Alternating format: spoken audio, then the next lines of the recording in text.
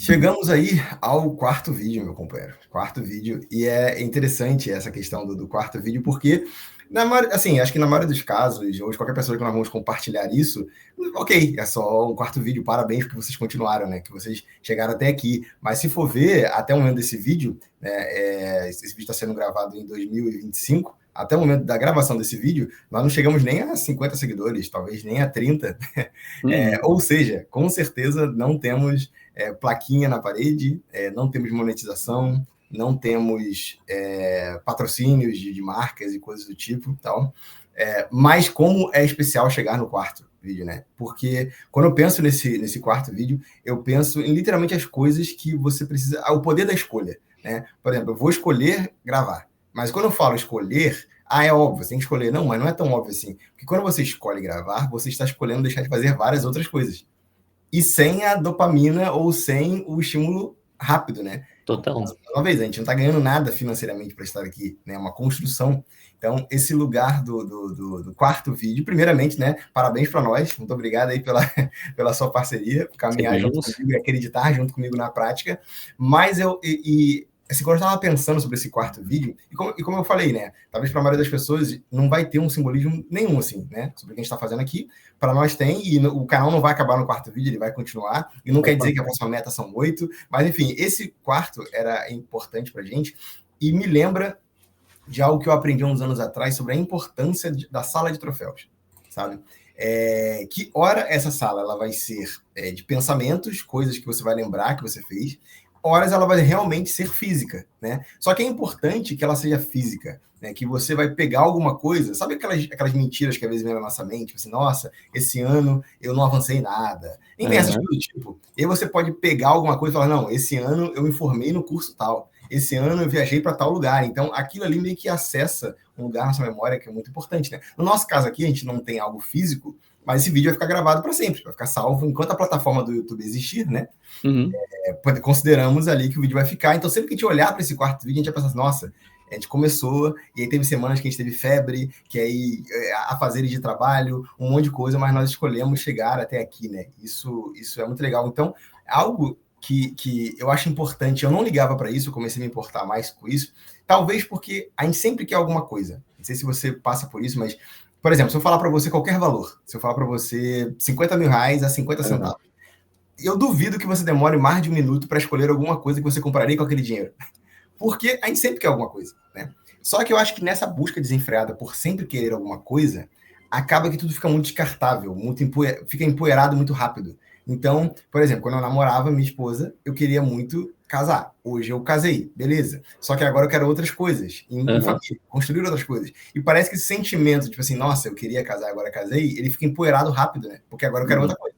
E eu quero conquistar coisas com ela. E por aí vai. E claro que a gente não vai ficar acomodado e parado, mas o meu ponto aqui é que, às vezes, você precisa parar para contemplar e ter contentamento, que é uma coisa que a gente pode falar mais pra frente no vídeo aqui, com as coisas que você já está vivendo.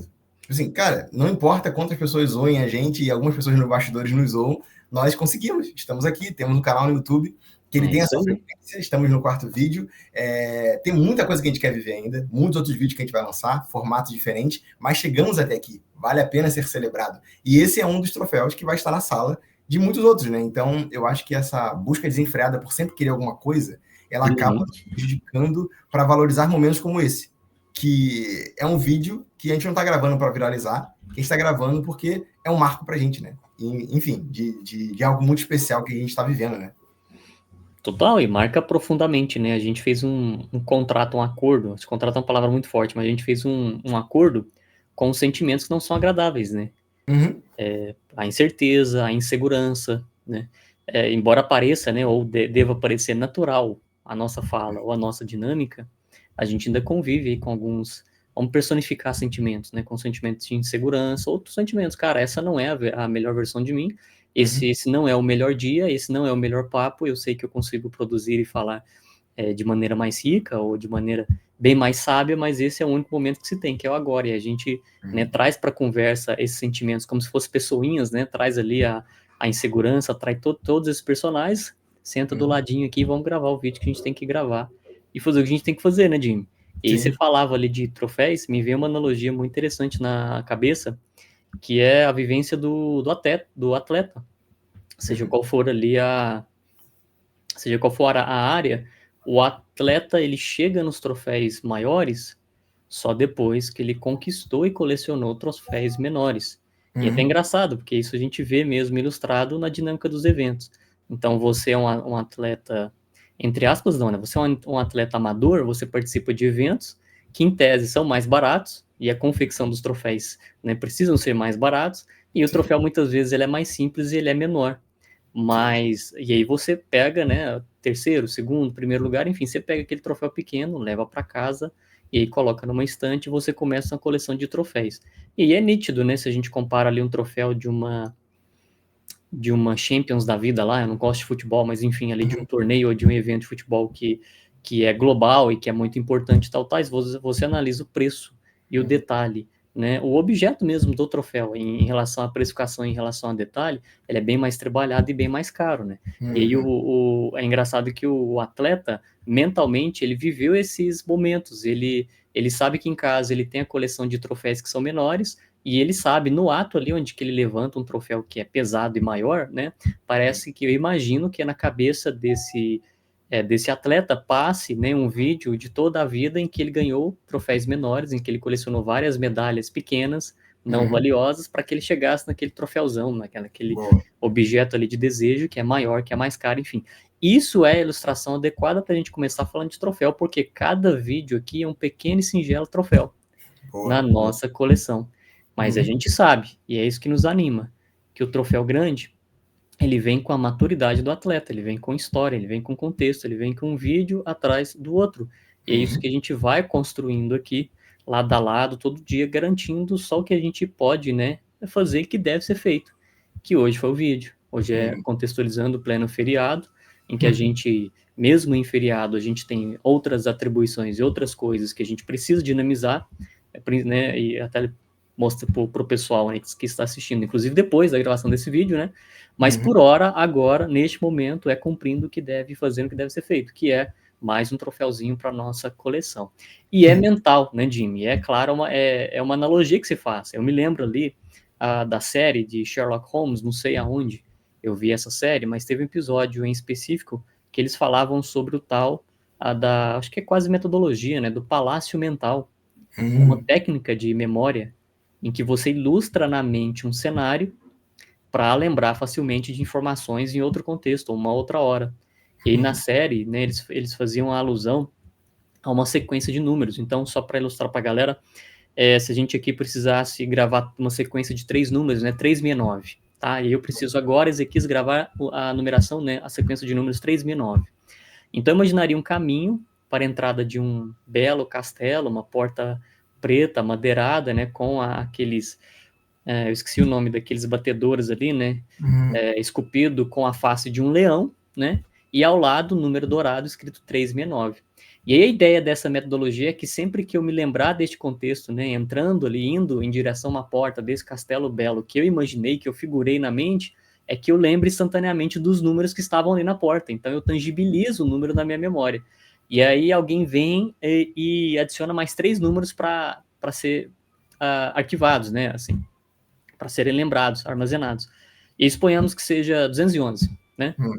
E aí, na minha figuração mental, né, na minha abstração mental, no meu imaginário, eu penso que eu acabei de abrir a porta e tinha uma escrivania bem na entrada da casa, e em cima dela havia um sino, um lápis e um papel. E nesse papel estava escrito 211. O lápis era rosa, o sino era dourado, ou seja, quanto mais eu acrescento no meu imaginário, nessa minha abstração, detalhes de objeto, como tamanho, como cor, como características gerais, é mais fácil, né, eu resgatarei depois esses números, essas memórias. Então, se a gente for ter repescar, poxa, eu estou entrando no castelo, que eu construí mentalmente, eu sei que na porta havia um número grande dourado, escrito 369.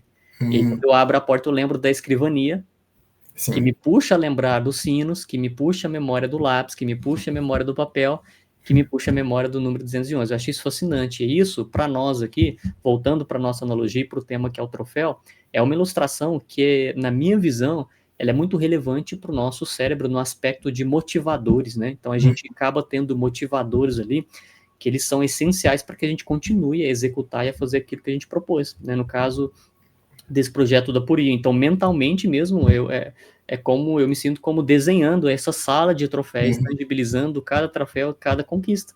Por experiência de usuário, a gente vê isso no YouTube, né? Tem toda uma dinâmica, até o Instagram tem essa dinâmica de parabéns, esse é o seu 7º Reels, e aí tem ali uma espécie de insígnia, né? Uma moedinha, uma ilustração, é a questão da experiência do usuário, mas é isso, a gente tangibiliza esses troféus e eu faço a brincadeira na mente, para me dar motivadores, agregadores de que eu tô aumentando a minha coleção, né?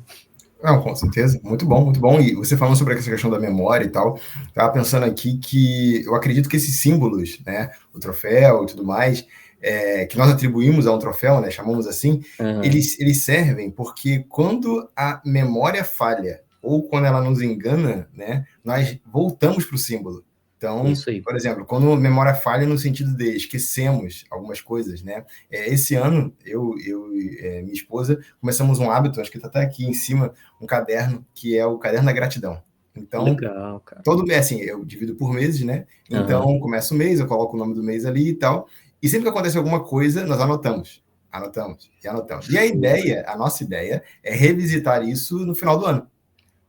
Sabe aquela sensação de, nossa, parece que a vida é só pagar conta? Não, esse caderno me prova o contrário. Eu tenho muitas contas para pagar, mas não é só sobre pagar conta. Eu vivi outras coisas, eu fui surpreendido. Tem um canal da Poria que começou, tem várias coisas, né?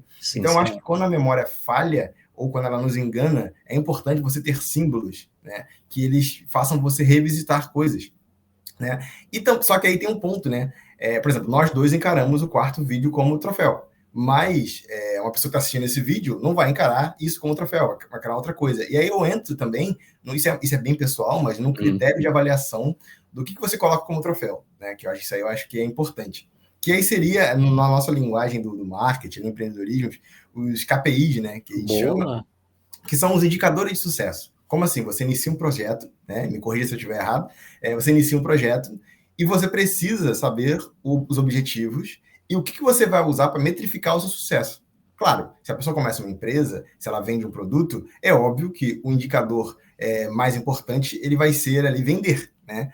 Aquele produto. Mas tem alguns outros indicadores, por exemplo, o produto não tem nome ainda, o produto não tem embalagem, o produto, enfim, uma série de coisas que são objetivos, que se você alcançar, você sente, todo mundo na mesa concorda que o projeto avançou, né? É isso aí.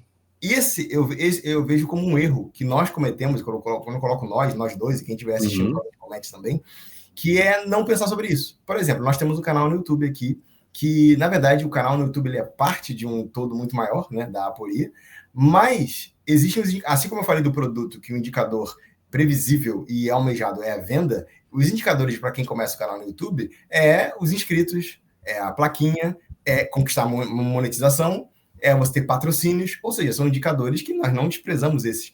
Mas esses indicadores, eles não fazem, assim, eles não representam algo alcançável nesse momento. Então, é muito fácil você se frustrar. Quer dizer que nós não vamos poder almejar eles? Não, pelo contrário, vamos almejar. Mas e hoje? Como é que eu defino hoje? Eu não posso ter só esses como sucesso, sabe?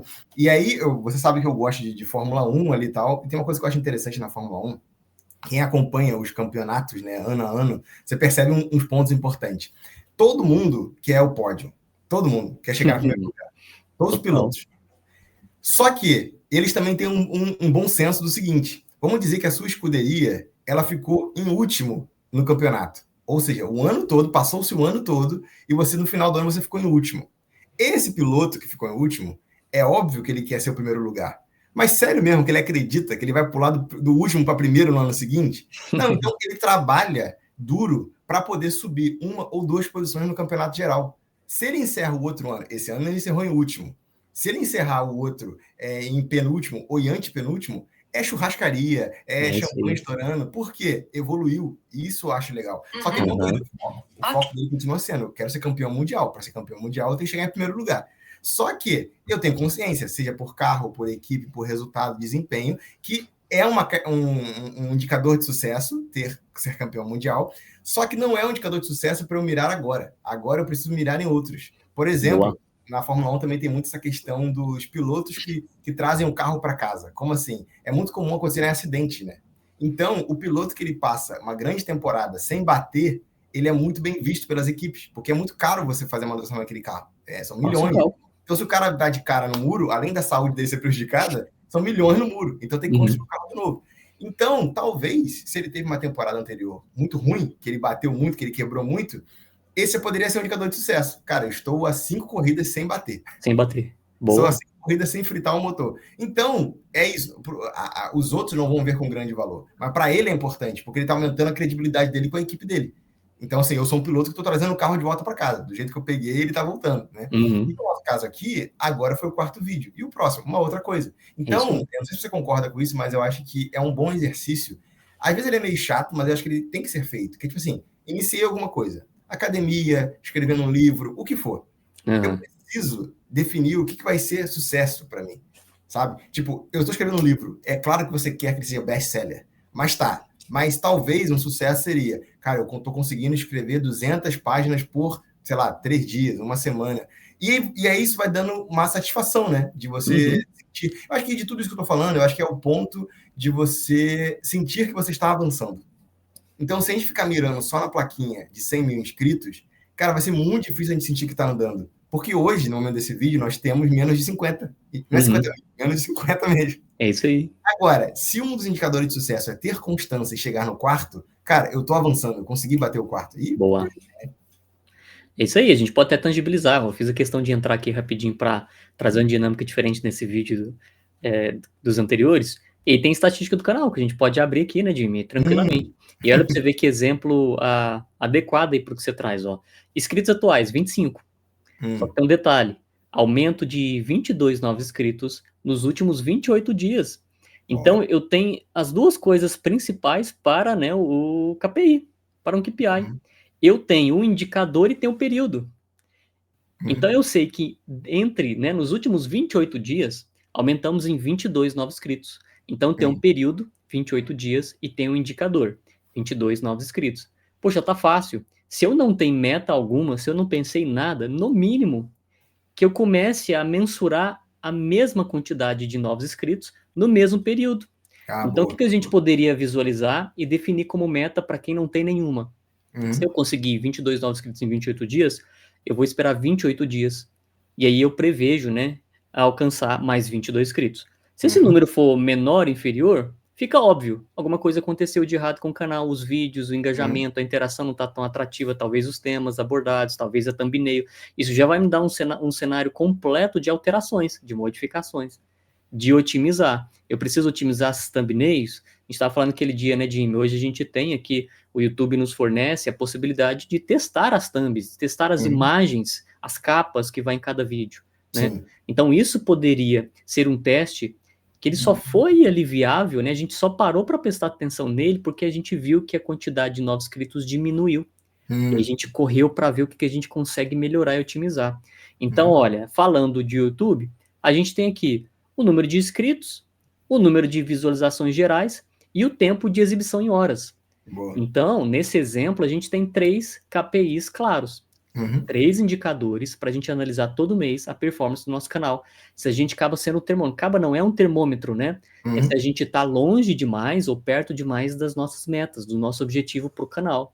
Então, se o objetivo do canal no próximo mês é alcançar 100 inscritos, aqui nos dias que a gente está muito longe disso, porque a gente só tem 25, né? Então, a gente precisa de mais 75 inscritos. Então, essa visão nos dá essa possibilidade, esse termômetro de analisar o quão longe ou tão perto a gente está da nossa meta, né? E aí, até a dica que se a pessoa, nesse caso, não tem meta alguma, então, pelo menos que ela projete a mesma quantidade do indicador real que ela tem hoje. Então, se hoje a gente tem, a exemplo, ó, tempo de exibição em horas, 20 horas, tá? A gente tem 20 horas de tempo de exibição dos vídeos nos últimos 28 dias. Então, daqui um mês, eu preciso prestar atenção se eu terei ali 40 exibições, 40 horas lá de conteúdo exibido.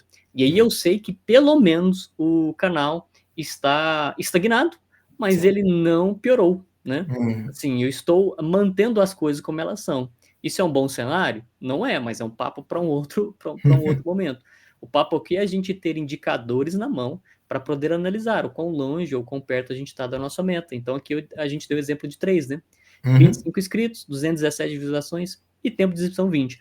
Se a gente for pegar o último vídeo, que é o Além da Ideia, Você Tem o Quê? Excepcional, se você não assistiu, deixaremos o card aqui para você voltar lá depois, claro, né, que você assistir esse, a gente tem informações relevantes que a gente pode pensar sobre elas, ó. A gente teve, nesse vídeo em específico, no último, até aqui, 22 visualizações, com 7 dias no ar, tá? Taxas de cliques de impressões, 19%, e a duração média de visualizações, então tem pessoa que assistiu meia hora, tem pessoa que assistiu 5, 2 minutos, né? Então o YouTube nos traz uma média. Hoje para esse vídeo, uma duração média de 12 minutos, né? E aí, claro, ainda temos pouco material para pouca informação para tomar decisões, né? Para tomar caminhos aí bem diferentes. Mas já é um viés, já é uma visão que a gente consegue ter sobre o que a gente está produzindo. Então a gente vem aqui até o quarto vídeo produzindo aí 1 hora de conteúdo. E se a gente revisita a duração média de visualizações, a gente fica na casa entre 12 a 18 minutos. Parte das pessoas, claro, por um comportamento social, né? Não verão o vídeo até o final. Ok. Mas a gente começa a pensar. Agora a gente tem caminho, porque a gente está olhando para os indicadores, a gente começa a pensar, analisar, né? Eu e Jimmy, será que faz sentido a gente fragmentar e gravar vídeos temáticos com algo bem específico, que seja no máximo 20 minutos, levando em consideração a duração média de visualização? Então, quando a gente fala de KPI, só para trazer esse breve resumo, é isso, é você acompanhar indicadores que está te dizendo se você está longe ou se você está perto de alcançar o seu objetivo. Né? Duro é para quando não se tem objetivo, né? Mas tendo a premissa de que você tem, é só você olhar, encontrar os indicadores que você tem na mão e acompanhar, simplesmente assim. E o YouTube é bastante interativo, porque ele tem aquele painel analítico em que te dá uma visualização por gráfico, né, de aumento ou de baixa, e aí você consegue apurar semanalmente, mensalmente, enfim. Só para trazer esses 10 de KPI. E aí a gente estabeleceu uma meta que entra no KPI, que é o indicador relevante que a gente está cumprindo hoje, que é o quarto vídeo. Ou seja, a gente definiu uma meta, vídeos gravados todas as semanas. Então, se o mês tem 4 semanas, 4 vídeos no mês. Então, se a gente grava 4 vídeos, pam, checklist, gravamos, troféuzinho ali para a sala dos colecionáveis, acabamos de efetivar mais uma meta, né? Boa, boa. Não, e você estava falando aí, então aí eu pensei que num fluxo, né? E um fluxo que, claro, que eu não posso afirmar que ele é saudável, porque aí cada um vai ter a sua realidade, né?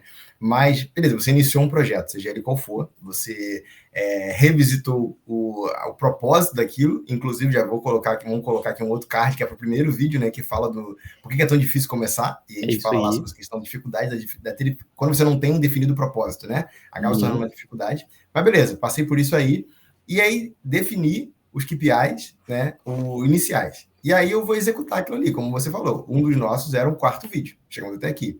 E aí, eu vou marcar como concluído, né? Finalizado. Finalizei aqui, esse aí já foi, né? Vou registrar como um troféu, que é o que a gente está fazendo aqui agora. E aí, eu posso revisitar a sala, porque é legal também você olhar o troféu ali na sala, né? Então, você revisita. Só que aí vem um outro fenômeno, né? Que eu acho que é um fenômeno importante, que é você definir um novo KPI, né? Total, isso aí. Porque, assim, porque tem uma dificuldade muito grande, eu acho que a maioria das pessoas tem, que é de você ter contentamento, gratidão. Só que a alta performance, ainda mais aquilo que é vendido em cursos e tal, acaba que não soa muito bem essa palavra, né, do contentamento. Porque eu acho que eles fazem uma confusão da pessoa se contentar para ela se acomodar. Isso aí. E são coisas completamente diferentes. Eu acho que o contentamento, estar contente, está muito mais conectado com estar grato, né? Então, beleza, olhamos ali o KPI, essa métrica, beleza, estamos muito felizes, vamos comemorar, vai ficar lá na sala de troféu, vamos colocar numa prateleira lá legal do escritório da Apolia, só que, ok, eu preciso continuar crescendo. O que me ajuda a crescer? Aí vai ser uma próxima. Talvez sejam 8 vídeos, talvez, como você falou, ficar ligado ali nas métricas e se a gente conseguiu 20 inscritos e no período tanto de tempo, a gente tem que conseguir a mesma coisa no próximo, e você vai criando. Claro, não pode saturar, né? De KPIs aí e tal, mas é importante, né? Você, ok, conquistamos isso. Qual o próximo? Senão fica meio que sem sentido também, né? Fica sem propósito. E também, eu acho que assim, um dos antídotos para não virar uma coisa desenfreada, eu acho que é a cultura da celebração ou da gratidão, né? Que nós temos que ter e temos que ser intencionais nela. Que é o quê? Nós estamos aqui celebrando. Eu acho que, indiretamente, isso mostra para o nosso cérebro, cara, foi legal, valeu a pena, faz isso de novo, sabe? Uhum. Quando a gente comemora aquilo ali, aquela sensação boa que nos dá e tudo mais, da conquista, e mais uma vez, não precisa ser algo grandioso e não precisa fazer sentido para quem está à sua volta, por exemplo. É o seu indicador de sucesso. Você sabe o quanto foi difícil chegar até aqui, nós sabemos o quanto foi difícil chegar até o quarto vídeo. Né? Então, chegando até aqui, vamos comemorar. Eu acho que aí você mostra para o teu cérebro que, não, legal, eu quero repetir essa sensação, quero fazer de novo. Né? Então, tem que ter um pouco disso, né? Eu acho que também essa cultura da alta performance desenfreada, ela tem esse problema, né? Esse grande defeito que é você nunca para agradecer, porque parece que é fraqueza você parar para, não, calma aí, eu tinha uma meta de venda na minha empresa, eu acabei de bater. O que a maioria das pessoas fazem? Show de bola, no dia seguinte vão dobrar a meta. Você tem que continuar crescendo. Mas e aí? E essa meta que foi batida? Você mobilizou a sua equipe durante 2 semanas, sei lá, para viver esse lançamento, para viver essa meta de vendas. E agora que conquistou, é um tapinha nas costas, é isso aí? Tipo, isso aí. Você vai fazer isso uma vez, 2 vezes, só que aí os seus funcionários vão começar a pedir demissão, as pessoas vão começar a se afastar de você, porque se torna bem, né? É aquilo que a gente bate muito na tecla, né? Você é cobrado sobre alguma coisa, mas na hora que você faz bem feito, aquela síndrome da mãe, né? Não fez mais que sua obrigação? Não, calma aí. Tipo, eu acabei de resolver um problema da empresa, do cliente, vai passar batido? E aí, se eu cometesse um erro com esse mesmo cliente, ia virar uma auditoria, ia virar um manual de boas práticas, ia virar todo um evento por causa do erro.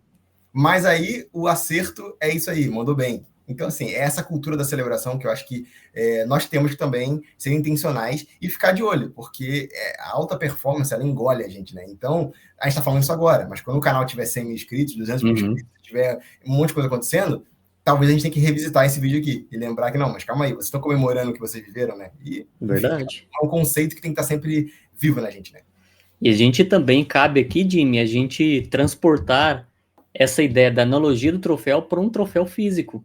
E me lembro que nós já conversamos o que se vê hoje na classe, principalmente o empresário ali, que pelo menos é o empresário artista, né? Aquele cara que está ativamente nas redes sociais e o cara que vende infoproduto, é um cara bem conhecido, um cara que se posiciona e tal. Esse cara, ele faz questão de deixar bem claro também o que a gente pode chamar até marco de sucesso, né? Com também um sinônimo para o troféu, pode ser marco de sucesso. E esse cara faz questão de colocar nas redes sociais os marcos pessoais de sucesso, adquirindo itens que são físicos, são tangíveis. E a gente agora constrói uma ponte da analogia do troféu, que era uma abstração mental ali, né? Algo que é uma analogia mesmo, algo simbólico para a mente.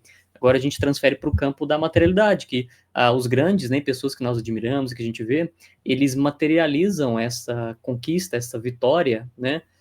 Quando vencem algo, seja um desafio, seja uma meta, eles tangibilizam isso em algum material, sendo relógio, sendo um carro, sendo um barco, sendo uma casa nos Estados Unidos, uma casa de férias, sendo um objeto físico mesmo, como um marco mesmo e como um troféu.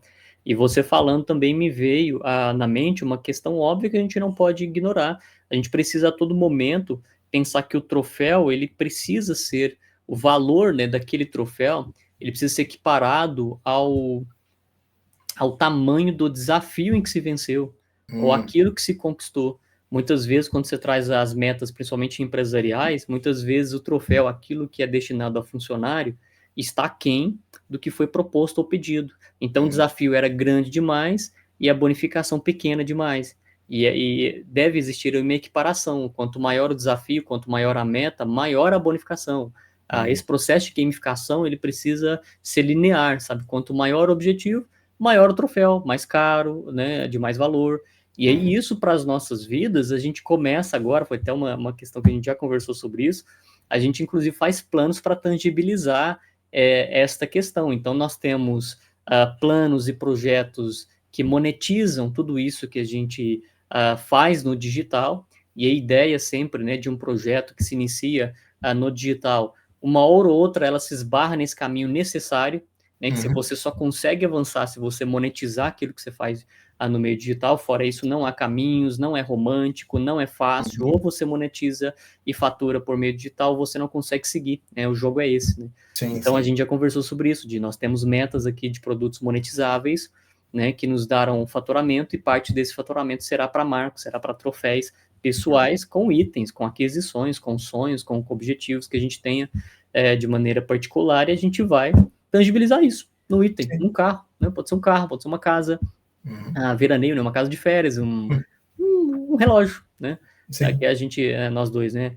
Dois admiradores aí dos relógios, e a gente pode se bonificar, né? Nesse processo de gamificação, a gente pode nos presentear com bons relógios, né? É engraçado que todo admirador, ele sabe qual é bom e qual é ruim, ele conhece muito bem, e isso parece que é a morte pra gente, porque torna a coisa mais dolorida, porque a gente sabe que os melhores e aquilo que leva o nosso coração são os mais caros, né? Mas a gente acredita fielmente, claro, né, dentro do nosso projeto, é que a gente chegará mesmo a ter esses marcos efetivados, tangibilizados. Olha, a gente conquistou X em faturamento por meio de produtos digitais, então merecemos, né, Jimmy, eu e você, troféus tangíveis, né? Só passar uma ideia também para a galera sobre essa ponte. A gente começa ali falando de uma ideia que é mais abstrata, né, de troféu no imaginário, mas, claro, é preciso desenhar um caminho para troféus que são conquistas, e isso, essa bonificação, essa dopamina, esse processo gamificado, ele é muito relevante para o cérebro, né? Muito relevante para o cérebro.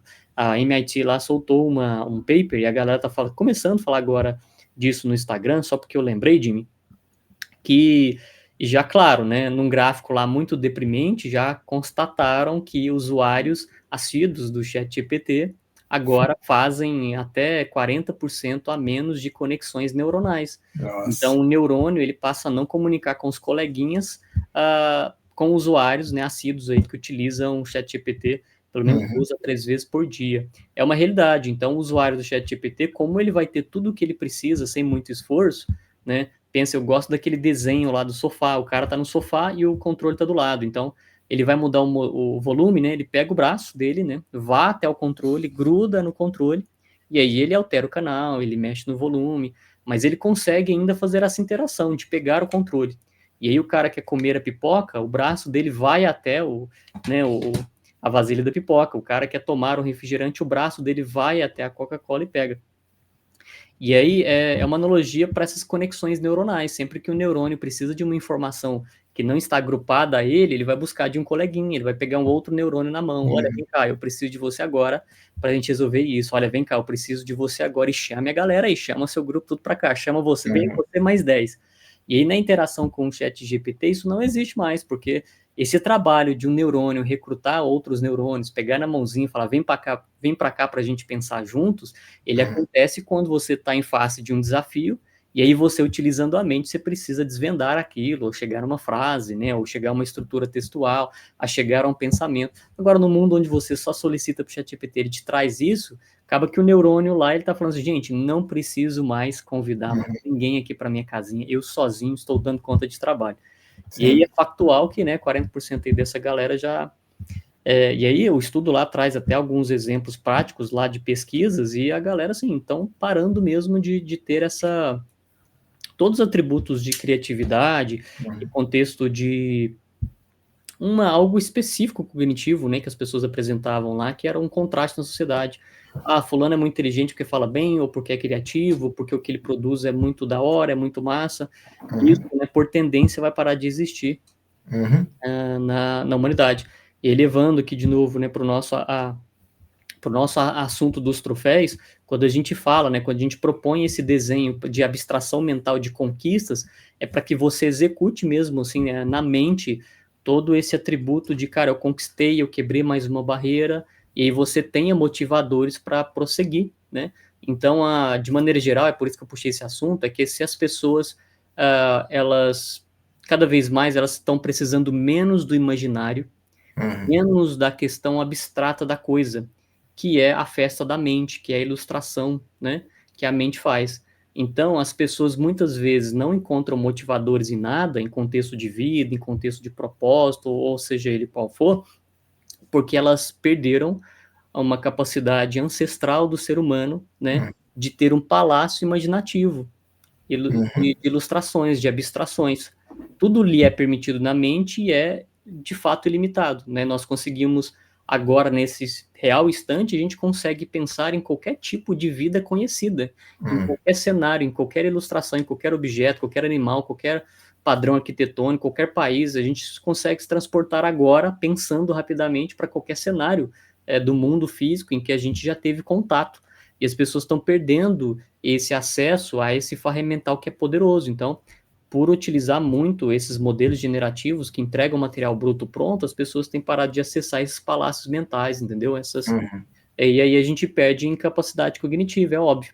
Então, quando a gente faz uma dinâmica de conquistar as coisas e viver ali uma abstração mental de conquistas, de troféus, a gente acaba também exercitando esse lado mental, da abstração, da ilustração, que é muito saudável para nós, né?